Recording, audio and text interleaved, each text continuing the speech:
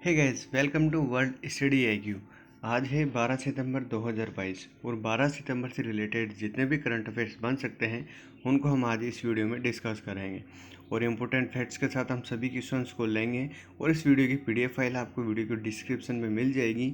तो बिना कुछ देरी किए हुए स्टार्ट करते हैं आज का पहला क्वेश्चन। भूजल में सुधार के लिए किस राज्य सरकार ने 270 करोड़ रुपए की लागत से छाता नामक जल संचयन योजना शुरू करी है? यानी कि एग्जाम्स में कभी भी पूछा जा सकता है कि छाता योजना किस राज्य सरकार की है। ये है उड़ीसा, महाराष्ट्र, कर्नाटक या छत्तीसगढ़। तो ये योजना है उड़ीसा गवर्नमेंट की। जैसे कि इंडियन मैप में हम देख पा रहे हैं, ये पूर्वी क्षेत्र है, ये उड़ीसा है जो रेड कलर का दिखाई दे रहा है। उड़ीसा की बात आई है। उड़ीसा की कैपिटल है भुवनेश्वर। उड़ीसा के वर्तमान गवर्नर है गणेशी लाल।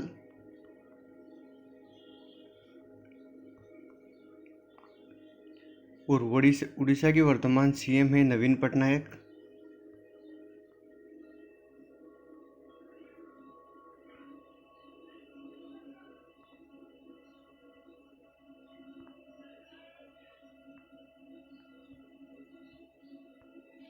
उड़ीसा की वर्तमान जो चीफ जस्टिस है वो है जस्टिस मुरलीधर, कि उड़ीसा हाई कोर्ट के मुख्य न्यायाधीश जस्टिस मुरलीधर। नेक्स्ट चलते हैं। हाल ही में किस देश ने 2022 में भारतीयों को 82,000 छात्र वीज़ा जारी किए हैं? तो ये देश कौन सा है? यूएसए, चाइना, रशिया या यूक्रेन। तो जो मैप में पिक्स में हम देख पा रहे हैं, ये है वाशिंगटन डीसी का पिक। वाशिंगटन डीसी है यूएसए की कैपिटल। तो करेक्ट आंसर होगा ऑप्शन ए।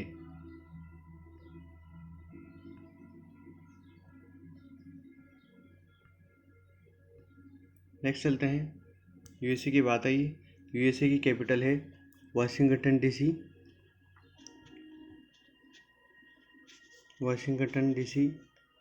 और यूएसए की करेंसी है डॉलर। यहाँ की संसद का नाम है कांग्रेस और यहाँ के वर्तमान प्रेसिडेंट है जो बाइडेन।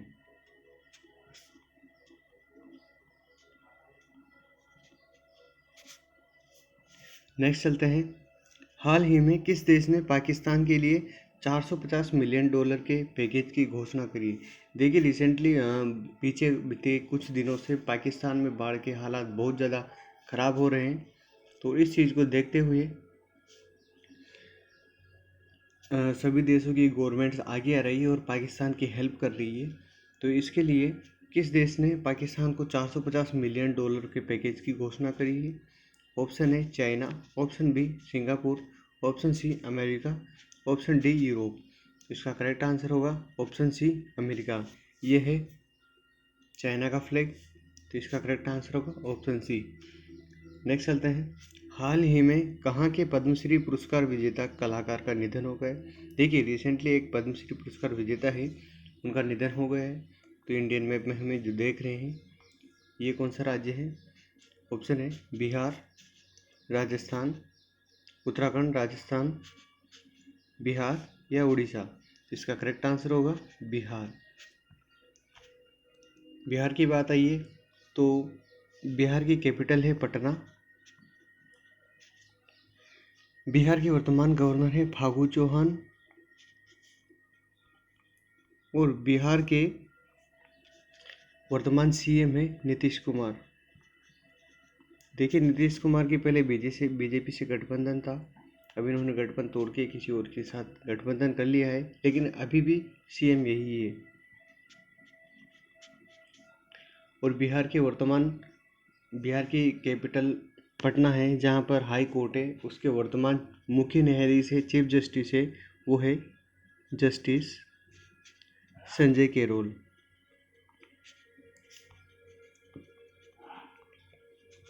नेक्स्ट चलते हैं। हाल ही में किस राज्य के मुख्यमंत्री ने फाल्गु नदी पर भारत के सबसे लंबे रबर बांध का उद्घाटन किया है? यानी कि किस राज्य के चीफ मिनिस्टर ने फाल्गु नदी पर रबर बांध का उद्घाटन किया है? Option A Bihar, option B Maharashtra, option C Rajasthan, option D Orissa. तो इसका करेक्ट आंसर होगा बिहार। यानी कि फाल्गु नदी कहाँ पर हुई? बिहार में। तो इसका करेक्ट आंसर होगा ऑप्शन ए। नेक्स्ट चलते हैं फ्रेंड्स। बांग्लादेश के किस शहर में मैत्री सुपर थर्मल पावर प्रोजेक्ट स्थापित किया गया है? देखिए, मैत्री से ही हमें क्वेश्चन का आंसर का पता हो जाना चाहिए, क्योंकि भारत और बांग्लादेश के बीच में जो युद्ध अभ्यास होता है वो मैत्री होता है। तो इसका करेक्ट आंसर कौन सा होगा? ये बांग्लादेश के है। बांग्लादेश की कैपिटल है ढाका। ये चटगांव भी बांग्लादेश में, खुलना या चिल्हाटी। तो इसका करेक्ट आंसर होगा खुलना, ऑप्शन सी करेक्ट। बांग्लादेश की बात आई है तो बांग्लादेश के बारे में जान लेते हैं। बांग्लादेश की कैपिटल है ढाका। बांग्लादेश की संसद है जातीय संसद, जातीय संसद। बांग्लादेश की करेंसी है टका। बांग्लादेश के प्रेसिडेंट है, यानी कि यहाँ के राष्ट्रपति हैं अब्दुल हामिद, और यहाँ के वर्तमान प्रधानमंत्री है जो फोटो में हमें दिखाई दे रही है मोदी जी के साथ, ये है शेख हसीना।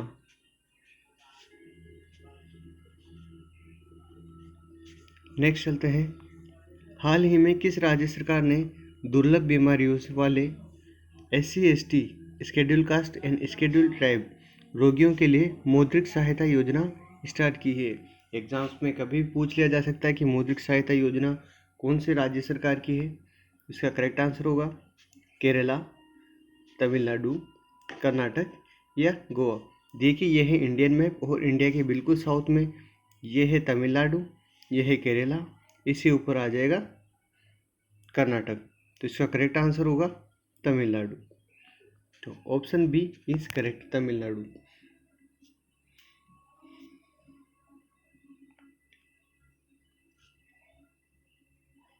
नेक्स्ट चलते हैं। हाल ही में प्रधानमंत्री टीबी मुक्त अभियान किसने शुरू किया है? यानी कि प्रधानमंत्री टीबी मुक्त, टीबी फ्री एक अभियान है, ये किसने शुरू किया है? राजनाथ सिंह, अरविंद केजरीवाल, अमित शाह या द्रौपदी मुर्मू। पिक्स में जो हमें दिखाई दे रहे हैं ये है इंडिया के प्रधानमंत्री है PM प्राइम मिनिस्टर नरेंद्र जी मोदी, और ये है अपने भारत की राष्ट्रपति है द्रौपदी मुर्मू। ये भारत की 15वीं राष्ट्रपति है द्रौपदी मुर्मू, और ये भारत की पहली आदिवासी महिला राष्ट्रपति है। परीक्षा के लिए बहुत ही ज़्यादा इंपॉर्टेंट क्वेश्चन है। तो इसका करेक्ट आंसर होगा ऑप्शन डी, द्रौपदी मुर्मू ने प्रधानमंत्री टीबी मुक्त अभियान शुरू किया है। नेक्स्ट चलते हैं। डायमंड लीग 2022 का खिताब जीतने वाले भारतीय एथलीट कौन बने हैं? यानी कि सबसे पहली बार डायमंड लीग का पहला खिताब कि जो इंडियन प्लेयर है वो है नीरज चोपड़ा। इसका करेक्ट आंसर होगा नीरज चोपड़ा। देखिए, 24 वर्षीय नीरज चोपड़ा ने हर जगह अपने इंडिया की धाक जमा रखी है। नेक्स्ट चलते हैं। गूगल डूडल, यानी कि गूगल के ऊपर जो डूडल आता है उसने 8 सितंबर को भूपेन हजारिका की छिन्नवीं जयंती मना रहा है। वह किस कला से संबंधित है? फोटो में हमें जो दिखाई दे रहे हैं ये है भूपेन हजारिका। ये कौन थे? नृत्यक, मतलब ये डांसर थे, नाटक, गायन या चित्रकला, ये किससे संबंधित है? तो इसका करेक्ट आंसर होगा ऑप्शन सी गायन, यानी कि ये सिंगिंग से संबंधित है। नेक्स्ट चलते हैं। Most important previous current affairs. देखिए, क्वेश्चंस बहुत ही ज़्यादा इंपॉर्टेंट करंट अफेयर्स हैं। ये आने वाली परीक्षाओं में डेफिनेटली इनसे क्वेश्चन पूछा जाएगा, तो इनको ध्यान से देखिएगा। फर्स्ट है, अमेरिका में एक दशक के बाद पोलियो का पहला मामला दर्ज किया गया है। यानी कि अमेरिका ने अपने आप को पोलियो मुक्त देश घोषित कर रखा था, लेकिन लगभग एक दशक के बाद वहाँ पर पोलियो का एक पहला मामला दर्ज किया गया है। अमेरिका की सीनेट ने गन कंट्रोल विधेयक, यानी कि अमेरिका की जो सीनेट है उसने गन कंट्रोल विधेयक पारित किया है। Bharat, Israel, UAE, United Arab Emirates और USA, United State of America, इसने I2U2 समूह बनाया है। यानी कि I2U2 समूह किसने बनाया है? आई से इंडिया, इजराइल, यूएई और यूएसए। नेक्स्ट चलते हैं, अमेरिका में निर्मित सुपर कंप्यूटर। अमेरिका में एक कंप्यूटर निर्मित किया गया है, सुपर कंप्यूटर, जिसका नाम है फ्रंटियर। उसने फुकागो को पीछे छोड़ा है। फुकागो जो है वो है जापान का सबसे तेज स्पीड का, लेकिन हाल ही में फ्रंटियर कंप्यूटर बना है, अमेरिका में बनाया गया है, उसने फुकागो को पीछे छोड़ दिया है। नेक्स्ट है, इंडिगो के नए CEO पीटर एल्बर्ट्स बने हैं। नागेश सिंह जो है उनको थाईलैंड में भारत का नया राजदूत नियुक्त कर दिया गया है। कर्नाटक सरकार ने कृषि को बढ़ावा देने के लिए ईशा आउटरीच के साथ, ईशा आउटरीच एक फाउंडेशन के उसके साथ समझौता किया है। और कर्नाटक सरकार ने खिलाड़ियों को 2% आरक्षण देने की घोषणा करी है। यानी कोई भी प्लेयर होगा उसको कहाँ जहाँ पर भी रिजर्वेशन दिया जाएगा तो उनको 2% रिजर्वेशन दिया जाएगा। नेक्स्ट चलते हैं, आज की महत्वपूर्ण सुर्खियाँ, यानी कि 12 सितंबर से रिलेटेड कौन से टॉपिक्स बहुत ज़्यादा चर्चा में रहे उनको हम देखते हैं एक नज़र में। ये है RBI का लोगो। इस लोगो में ये है पाम का पेड़, ये है लोयन का चित्र। RBI की फुल फॉर्म होती है रिजर्व बैंक ऑफ इंडिया। तो RBI ने अनुपालन में विफल रहने पर 3 संस्थाओं पर जुर्माना लगाया है। यानी कि भारतीय रिजर्व बैंक ने इंडस्ट्रियल बैंक ऑफ कोरिया समेत 3 संस्थानों पर नियामकीय अनुपालन नहीं करने की वजह से जुर्माना लगाया है। RBI ने एक बयान में कहा कि अपने ग्राहकों को जाने KYC होता है, इन नियमों का पालन नहीं करने की वजह से इंडस्ट्रियल बैंक ऑफ कोरिया पर 36 लाख रुपए का जुर्माना लगाया है। 36 लाख रुपए का। नेक्स्ट चलते हैं, ओडिशा सरकार ने भूजल स्तर में सुधार करने के लिए वर्षा जल संचयन योजना शुरू करी। देखिए ये गड्ढा है, उसके ऊपर एक ये कंक्रीट से कोई चीज़ बनाई गई है। तो भूजल स्तर में सुधार करने के लिए वर्षा जल को इसमें संचित करा जाएगा। ये योजना शुरू करी है ओडिशा सरकार ने। ओडिशा सरकार ने हाल ही में छाता स्कीम अर्थात छत से जलवृत कृत्रिम रूप से वर्षा जल का सामुदायिक दोहन और संचयन योजना शुरू करी है। इस नई योजना को पिछले महीने कैबिनेट ने मंजूरी दे दी थी और इसे 5 साल की अवधि के लिए लागू किया जाएगा। नेक्स्ट चलते हैं, बिहार में बना देश का सबसे बड़ा रबर डैम। यानी कि बिहार में अपने भारत देश का सबसे बड़ा रबर डैम बना है। देश का सबसे बड़ा रबर डैम बिहार के गया में बना है और इसकी लंबाई लगभग 411 मीटर होगी और इसकी चौड़ाई 95 मीटर होगी। यूपी में 200 मीटर का सर्किल वाला रबर डैम बनाया जा रहा है और इसका मतलब ये हुआ कि बिहार देश में सबसे बड़ा रबर बना है। नेक्स्ट चलते हैं, HDFC बैंक ने गुजरात में लॉन्च किया बैंक ऑन व्हील्स। यानी कि बैंक ऑन व्हील्स एक स्कीम है जो घर घर अपने कस्टमर्स को सुविधाएं प्रदान करेगा HDFC बैंक। तो HDFC बैंक ने गुजरात में अपनी अत्याधुनिक बैंक ऑन व्हील्स वैन का अनावरण किया है।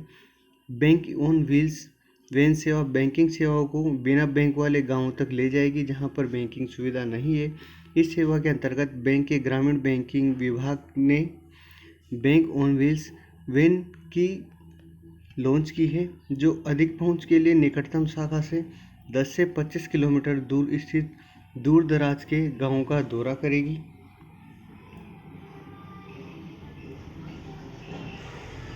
नेक्स्ट चलते हैं, पैसेंजर व्हील्स की बिक्री अगस्त में 21% बनी। यानी कि पैसेंजर व्हील्स जो होती है उसकी बिक्री लगभग 21% तक बढ़ चुकी है।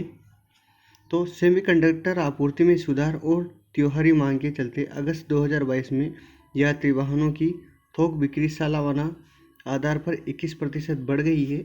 यह जानकारी वाहन बनाने वाली कंपनियों के संगठन society of Indian automobile manufacturers SIAM इसके द्वारा जारी आंकड़ों से मिली है। नेक्स्ट चलते हैं। यह है ऑस्ट्रेलियन कप्तान एरोन फिंच। ऑस्ट्रेलिया के कप्तान एरोन फिंच ने वनडे से संन्यास लेने की घोषणा कर दी है और न्यूजीलैंड के खिलाफ 11 सितंबर को वो अपना आखिरी वनडे मैच खेलेंगे। ऑस्ट्रेलियाई टीम के 145 वनडे मैच खेलने वाले एरोन फिंच इस फॉर्मेट में खराब फॉर्म से जूझ रहे हैं और पिछली 7 पारियों में उनके बल्ले से केवल 26 रन निकले हैं। नेक्स्ट चलते हैं। छत्तीसगढ़ के मुख्यमंत्री ने राज्य में 2 नए जिलों का उद्घाटन किया। यह है छत्तीसगढ़ के मुख्यमंत्री भूपेश बघेल। इन्होंने प्रदेश में 2 नए जिलों